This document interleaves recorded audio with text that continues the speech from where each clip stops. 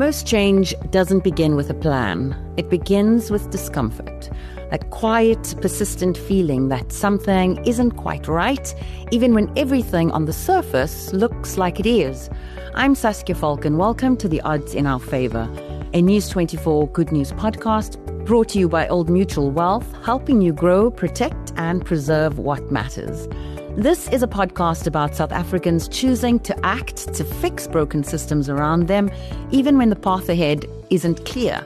Today, I'm joined by Safiyya Karim, Director of Fashion Revolution South Africa, an organization working to build a fashion industry that is fair, transparent, and sustainable. But her story begins with the decision many of us wrestle with, walking away from comfort towards purpose. Safiyya, thank you so much for joining us today. Thank you for having me. It's a great pleasure to be here.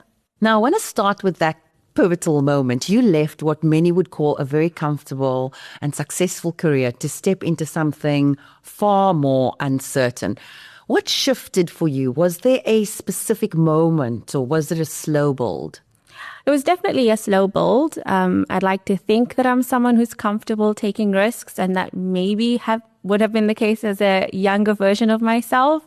But even when I started my career in finance, I went in with the intention knowing that it wasn't going to be my forever job, that I was passionate about social justice and fashion and finding a way to kind of merge these things that I was interested in and passionate about.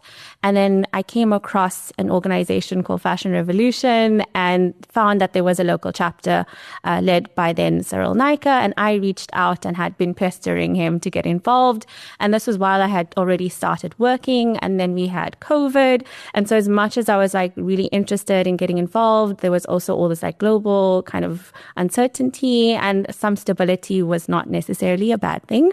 So I waited it out, and we were having multiple conversations. We weren't really registered as a formal organization. It was just really this volunteer-led movement. And through my interactions with the leadership at the time, they felt that I would be better positioned to maybe take it forward as they wanted to step back. And in that process, we got a little bit of funding to register the legal entity. And so all of these things started to kind of happen at the same time. And so when I knew that this was going to come into fruition, it felt like, okay, this is the universe pulling me to maybe, act now. And I think, coupled with the fact that I am young, I don't have dependents, it felt like, this is a good time to maybe take that risk. Worst case, if it doesn't work out, I have a good, CV to fall back on, which is a privilege I also recognize. And I think, I struggled with that a little bit, but I think if you do have those opportunities to maybe use that right instead of feeling guilty about it and then not doing anything either. So this great sense of social justice, where do you think that comes from? That's a good question. I think it's something that had been instilled in me from a young age. I grew up in rural Limpopo, so I think you're kind of surrounded by a lot of the inequality that is still prevalent in post-apartheid South Africa. And you also intermix with people from different classes and social backgrounds. And I think the school I went to, my family, even I think a little bit of my faith kind of instills that value in you in terms of your responsibility to the people around you and to the planet. I think I also read a few books and watched a few videos and documentaries. And I think through all of that exposure, it just, for me, it's like a no-brainer, right? Like it's a natural thing to care for others and the planet. Until you interact with others who don't necessarily feel that way, and it's a little jarring. But I've always kind of been in that kind of environment. But I think I've just been a little bit more firm in my belief and values than maybe other peers in my age, where everyone's also concerned with, social mobility and financial freedom, which is very important. And that's something I also wanted to set up for myself before I took this risk. But I think I've always been someone who's cared deeply about others. And I see myself as playing a role in kind of making a difference. And that's something I want to fulfill as I make my way into this world. And your academic background, it spans politics, philosophy, economics. You really could have applied that to any number of sectors, but yet you chose fashion. Why? Yeah, it's not the most obvious choice, but actually I wanted to study fashion. That was what I initially was, still passionate about. But my family were kind of like, no, you need a job that's, secure, that you can make money. And I didn't feel like I had the support for a more creative outlet. And then I was told about this program, Politics, Philosophy, Economics, that's really suited for anyone who wants to go into policy making. And because I was like, maybe I can use this then for social justice and kind of that calling that I felt. At the same time, I think I was also struggling with seeing fashion and art as maybe a little bit frivolous and not really sure how it could fit in with achieving a social justice outcome or fulfilling that calling I felt. And so the politics, philosophy, economics made sense from I can maybe get involved in government or policy making and make the world a better place. And then I ended up in investment services and finance, which is not what I saw for myself. But I'm still really grateful for that decision and experience. And it was only through coming into contact with Fashion Revolution that I had this kind of like aha moment of, wow, these things can actually work together. I can still use economics and politics and philosophy and merge that with fashion and social justice and climate justice. And so it was also like, when I came across it, it just made so much of sense to me. What is it about this space that makes it so powerful and such an urgent place for change? You're currently the essay director of the global fashion revolution movement, but it's global. So what is it about this space that is so urgent that we address issues? Yeah, I think it might help to just give a little bit of context in terms of how the organization or movement really started, because I think it's actually something that not many people are familiar with, which is quite unfortunate. But Fashion Revolution as a global movement started in the wake of the Rana Plaza tragedy in Bangladesh. So on the 24th of April in 2013, a big factory in Bangladesh collapsed, and as a result, over 1,130 garment workers were killed and over 2,500 were injured. This happened in 2013. This is 12 years ago, right? And at the time, again, it's in this like kind of modern age of, industry. We don't really expect to see these kind of sweatshop conditions. And in the rubble of this disaster, we could see the labels of the brands that were having their clothes made there. And so it really started to open up this conversation around quality, price, and working conditions. These are brands, retailers that we all, consume from and expect, high standards. And to see that not being held, it really started to unravel this beast that is the fast fashion industry and a broader conversation around transparency. So Fashion Revolution started as a way to hold brands accountable, because this should not be happening in this day and age or ever, but, even more so now. And not only that, we as consumers, we also have a right to know more about the supply chain. When we buy our clothes, there is some minimum disclosure that brands have to include on the labels, like the fabric, care conditions, and where it was made. But that's not the whole picture, right? We still don't know who made that garment, under what conditions, were they paid a fair wage, where the fabric was grown, spun, dyed, what chemicals were used, but also more importantly, the end of life of garments. I think that's a big part of the supply chain that's also left out of the equation, and something that we as consumers don't often think about either, right? We buy something, we wear it, we might give it to somebody we know. Here in South Africa, we're a little bit better with that. But in the global north, for example, it's just thrown away. And where is that away, right? And what happens to it after? But Fashion Revolution was really just that starting point of, we need more information. We can't fix the problems if we don't even know what they are or where they are. And so the global organization have pushed for a lot of transparency conversations and tools, looking at, they've developed an index which ranks some of the top fashion brands across various metrics around traceability and transparency and workers' rights as well.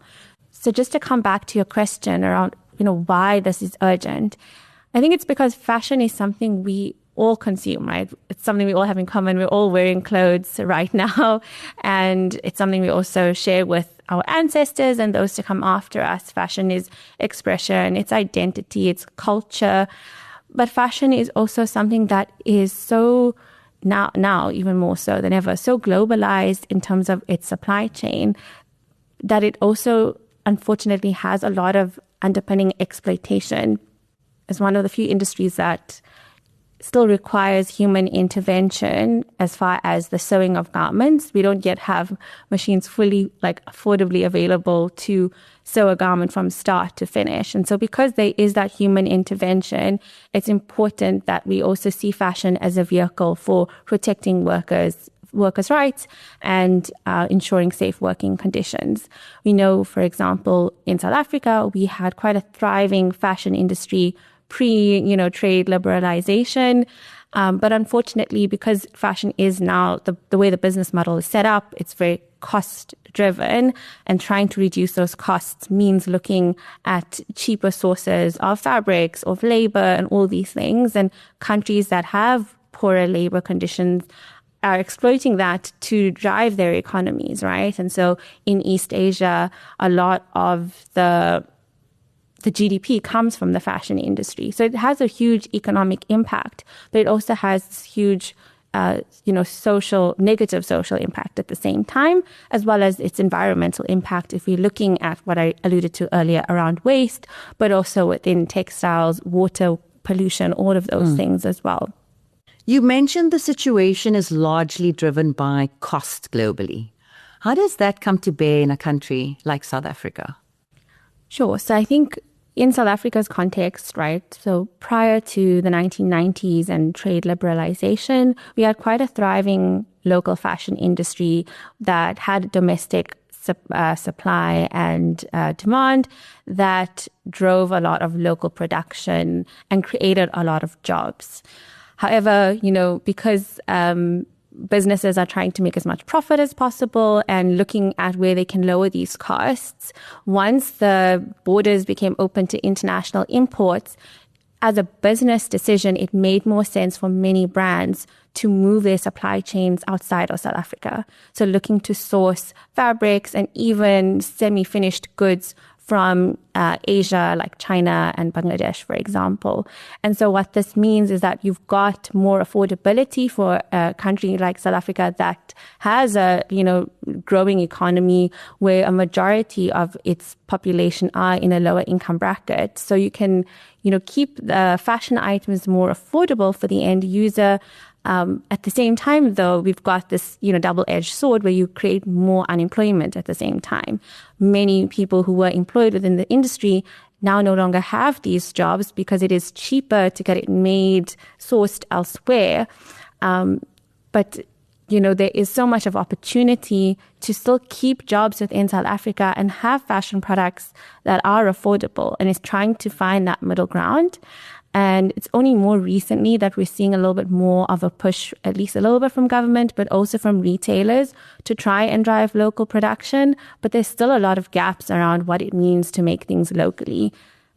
I think a large part of the problem, one could say, are actually South African consumers. I mean, because affordability is such a big part of the issue, in a country like South Africa where unemployment is really, really high and people are struggling to keep the lights on and food on the table, I often hear that affordability is offered as a reason to buy fast fashion. What would your response be to that kind of argument? Yeah, it's a very layered, nuanced conversation. I think from the consumer side, of course, you've got this benefit of a more affordable option to participate in this economy that previously you were not able to, or that your family was not able to. And if you're thinking around conspicuous consumption and the ways that people also want to fit into society and showcase class and social mobility, fashion plays a big role in that. And by being able to access trendy fashion items, you can, engage in that conversation. At the same time, though, we're not thinking about necessarily how those things were made or where they came from and what its impact is on our local economy, as I said, with unemployment, but also waste, right? So a lot of these fast fashion items do not have good end-of-life systems kind of embedded within them, so they end up in our landfill. Most of it is made from polyester, as that is a cheaper material source, and polyester does not biodegrade very easily, so it builds up in our landfills. At the same time, there's also this issue around a type of fashion that we're participating in. So if you're looking at fast fashion, it is mostly driven by trends in the West and the global North. And so if you look at how people are dressed in South Africa, there's kind of this erasure of our cultural identity that's almost merging with a Western identity. So for me, that kind of way that fast fashion is pervasive in pushing its Western agenda, I find is quite dangerous. And for the local designers who are trying to support the economy through local job creation and production and producing garments in a more ethical and sustainable way that is also more resonant to our South African identity, those businesses can't compete with the likes of the fast fashion models and those prices. And unfortunately, it lends their businesses to becoming unsustainable and further then creates more job losses within an industry that has so much of opportunity to really drive economic growth for our country. Yeah, and I want to also say loss of expertise. I mean, the dismantling of our garment industry, we lost a lot of expertise. It was one of the industries that we now don't see that level anymore. Wealth is about more than just numbers. It's about what you're shaping, your ambitions, your priorities, your legacy. That's why Old Mutual Wealth partners with skilled financial planners to bring the expertise of a leading wealth manager to your strategy. They help you make sense of both local and global opportunities, offering clear strategic insight so you can make confident decisions, whether you're building your wealth, protecting it, or shaping your financial future. Take your wealth further. I want to just touch on what you're saying there about local designers. I saw a social media post by Imprint ZA. It was in March earlier, saying the so-called affordable garment you use as a price guideline for how South African designers should price their garments. Where was it made? How was it made? FYI, the conversation of sustainability in fashion goes beyond fabric choice. It's largely centered around how clothes are produced, where are they produced, is it an ethical value chain, as in are all of those involved compensated fairly? And then to your point, that end-of-life plan.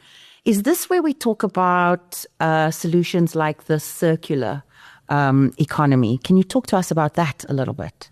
Yeah, no, definitely. I think one of the big issues around the way that the fast fashion model and modern fashion has been designed is in a very linear way, where it starts from sourcing the materials, either the natural fibers or usually is the case, the synthetic fibers, and then producing them, distributing them, and it kind of ends at that retail point. Once it is sold to the consumer, the brand doesn't necessarily have to think about what happens to it afterwards. And this is where more conversations around extended producer responsibility comes into play. We're seeing this a lot more in the plastic industry, and it's starting to make its way into fashion, but it's quite difficult, right? Because there are so many stakeholders and components to the supply chain. But if you're looking at how fashion was done historically, and by historically, I'm not even speaking like thousands of years ago, anything pre-industrial revolution, right? Fashion was communal, and it was slow, it was intentional, and it was also circular, right? So often would be the case that the fabric would be spun by a community and then also sewn within that community. Everybody knew where the garment came from. It was within a close proximity. So you don't have the same carbon footprint that we see today where things are being shipped all over the world. It's within a specific location, and it's, usually because we didn't have synthetics at that point, everything was from natural materials, which meant it could go back into the earth. But also the garments were made to be of good quality so that they would last longer, with the intention of also being passed down, at least especially in the case in the global south and in our continent, around these ideas of heritage and heritage with textiles. So I wouldn't necessarily be making a fashion item to then discard it after a year. It would be made to pass down because it took so long to make. Compared to today, for example, where the industry, as I said, is quite linear in terms of its production, manufacturing, distribution, but also fashion is not made with that same intention anymore. The intention is to drive consumption using trends to make consumers feel like they constantly need to restock their wardrobes, but also to kind of keep those production timelines short. A lot of businesses are using the synthetic fibers or blended fibers. And even with the way that fashion items are now designed to be these like one size fits all garments, there isn't that tailoring anymore. And the use of, stretchier fabrics allows for you to kind of shortcut the design process, because now it can just fit any shape, and you don't need to spend as much time making the thing. So all of these shortcuts mean that end of life conversation becomes a lot harder to understand and unpack. If we're looking at garments that are worn and discarded, they usually end up in landfill. And at this point, they don't necessarily biodegrade very easily because of the fact that the materials are either fully synthetic or blended with synthetics. And when it's fully synthetic, we're speaking polyesters, right? And it's basically plastic. And so it's just sitting there as long as all your old Tupperwares and everything. Not at all. Hundreds of years we're speaking, right? And it's combined with all this other hazardous waste at the same time. In South Africa, for example, we don't have a national strategy to tackle textile waste. So there's no separate bins to collect it and process it. So it's still just ending up mixed with all these other hazardous waste materials. Whereas if we could collect those, then maybe we could start to think differently around how we could rework these fibers. So when we're speaking about circular economy solutions, it's really trying to understand what are the different streams of possibilities for a garment once it has been used beyond further use, right? So it's looking at, can this be upcycled? So maybe using some of the fabric with other fabrics to make a new product. Or maybe it is downcycled, so taking out components like the zips or the buttons, so those can be reused. There are some textile recycling innovations in Europe and the North that can recycle fibers, but it's very energy intensive, and it only really works when it's a monofiber. So where there's blended fibers, it's not really easy to recycle. So this brings me to two questions. We haven't really spoken about fabrics, and I think this is one place that people can really start educating themselves, because you've even spoken about blended fabrics being a problem. But I also want to pick up on this idea of the resale industry. I mean, we see some big retailers doing recycling programs. We see these things, but we also see images of mountains of clothes landing up on the shores on our continent. Is there a true resale industry? Let's just start with that, because sometimes I think ignorance is bliss, right? I'm a customer and I'm like, I feel better because I'm clearing out my wardrobe before things go in. It's a little bit shallow and ignorant, but I'm thinking, if I put this and I give this into this program, it's going to find a good ethical end of life. Yeah, that's, again, another complex question. And I think for the most part, the resale economy is a really great way to keep items that are still fit to use within circulation so that it doesn't end up in landfill, right? And so it can have a really positive outcome in that way. And especially if we're looking at our context around, the high unemployment rate, the resale economy plays a really big role in creating jobs for various women in the rural areas, as is done with the work at TCB and others, right? To give these individuals a source of income. What's difficult about it is that it's also kind of being used as a scapegoat at the same time. So many brands... So like greenwashing. Yeah, exactly. Yeah. Greenwashing. Brands claiming to take items, giving you a discount so that they can then maybe sell it secondhand or give it to somebody else. In the case where they do manage to divert those effectively, then it still has a positive impact, and we can acknowledge that. However, most of the time, and this was revealed in a study with a brand that I won't name, most of the time these items just end up in landfill, and usually on our continent. So when we're speaking about the secondhand economy, as much as it is a driver of income for individuals, it's also causing a lot of waste. And in the case of Ghana, for example, it's crippled and replaced their local fashion economy to the point where the only way to participate in fashion is through the resale and secondhand market. So as Fashion Revolution South Africa, if you guys could strip it all back and just focus on one thing that you think would be a great lever to pull to make gains, what would that be? I think maybe it would be to start to collect textile waste nationally. I think that's something we've discussed with or have had some conversations with Green Cape about, but I think there isn't enough interest or push from government. And so that's one of the avenues that we look at around policy as a movement. It feels like it's quite simple, but it can have such a big impact. If we just start to collect the textile waste, we can understand it more. We can know what fibers are in existence and start to think about meaningfully creating jobs to tackle it. Of course, this is a little bit of a quick fix solution in the sense of it's like putting a Band-Aid and not addressing the systemic issue around the cultural relationship we have around fashion, rethinking the business model, the fibers we use. There's so much more that I think we need to be doing differently, a whole overhaul of the system. But if we can at least just start to have a process to collect the waste of our textiles, it can start to perhaps unravel a little bit more of those solutions. For someone listening right now who feels overwhelmed because it is quite a complex space, and they're very unsure where to start, what is the one thing that you think we can start doing differently as consumers of fashion? Yeah, I mean, I think sustainability is a journey, right? So it's something that we're constantly going to learn and discover as we engage with it. But I think at the very beginning of that process is to understand your clothing and have a relationship with it.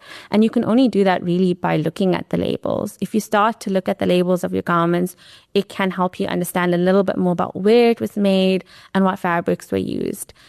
I think at the start, that will help you understand your wardrobe a little bit better, and then thinking about that going forward if you are going to buy anything new. So, for example, I say to everyone who asks me, if you are going to buy something, see how you can get it from the secondhand economy first, right? So keeping things within circulation, maybe swapping with your friends, looking at Yaga or any other secondhand market. If you are going to buy something new, then really do look at those labels quite intently and think about your values, right? Because sustainability speaks to the social and that environmental component, right? So you need to think for yourself what matters most to you. Are you someone who cares more about the end life of the garment, or are you someone who cares more about how or where it was made? If social justice is your primary value, then see and look for items that were made in South Africa. Because if you're buying something made in South Africa, you're at least supporting our local economy and job creation in South Africa. If you are someone who prefers the environmental component, then you would look for natural fibers. So looking for garments that maybe it's not made in South Africa, but it's made with 100% cotton or it's 100% wool. Because what this means is that at the end life of your garment, it can at least go back into our planet, but it also means that it's also going to be a lot more durable and better for your skin, right? I think we often forget the skin is the biggest organ in your body, and clothing has this intimate relationship with your skin. And if you're going to be wearing these, polyesters and synthetics, it's shedding this microplastics into your skin. We're seeing more evidence of this in some research. So it has other health implications that we're also not really thinking about. And especially if you're looking at some of the fast fashion and ultra fast fashion items, not only are they made with these polyesters and synthetics, they're also dyed and treated with really harmful chemicals that can also negatively impact our health. And me personally, as someone who is very, people driven, I often think also of the conditions in which something was made. And for me, it doesn't sit right with me if I know something was made under slave conditions or something similar.